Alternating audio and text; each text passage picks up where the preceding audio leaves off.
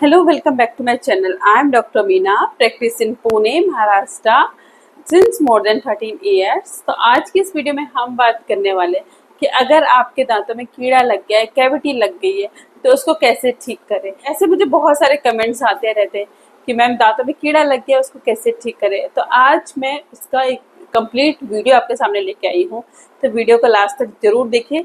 And अगर video अच्छी लगेगी तो उसको लाइक, शेयर एंड सब्सक्राइब भी जरूर करिए। So let's start the video. दांतों में कीड़े लगना आजकल बहुत कॉमन हो गया है। 10 में से 7 से 8 पेशेंट के दांतों में कीड़ा होता ही होता है, कैविटी होती है। इनिशियल स्टेज की कैविटी तो बहुत कॉमन है। एंड आजकल देखा गया है कि जो डीप कैविटीज होती है, यानी कि पेशेंट को बहुत डीप इन्फेक्शन है, बहुत ज़्यादा इन्फेक्शन है, वो भी बहुत कॉमन हो गया है। तो सबसे पहले हम बात करते हैं कि अगर आपके दांतों में इनिशियल कैविटीज हो गई है, यानी कि इनिशियल कीड़ा लग गया है, तो कीड़ा लगना ये बेसिकली एक कैविटी बैक्टीरियल इन्फेक्शन होता है जो दांतों पे हो जाता है, जिसकी वजह से दांत का सड़ना या गलना शुरू होता है।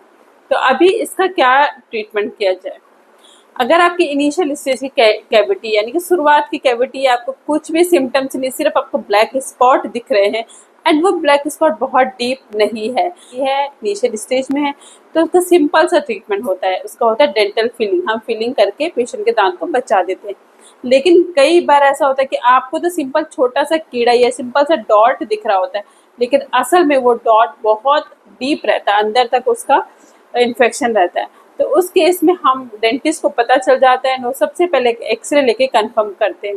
तो एक्सरे से हमको पता चल जाता है कि ये कैविटी, ये जो दांत है, इसमें कीड़ा कितने एक्सटेंट तक फैला हुआ है, कितना ज़्यादा डीप है। अगर ये बिल्कुल इनर लेयर तक है, बिल्कुल डीप अंदर की लेयर तक है, तो डेंटल फिलिंग उसमें पॉसिबल नहीं होती है, तो फिर उसमें रूट कैनाल करना पड़ सकता है।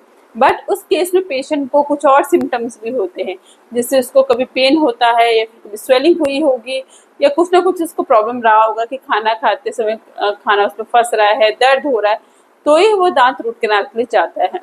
कई बार ऐसा देखा गया है कि पेशेंट को ऐसा कुछ सिम्टम्स नहीं होता, लेकिन कैविटी बहुत ज़्यादा डीप है, तो उस केस में भी रूट कैनाल करना पड़ सकता है, क्योंकि हमें पहले एक्सरे से कंफर्म हो जाता है कि कैविटी डीप है कि नहीं है।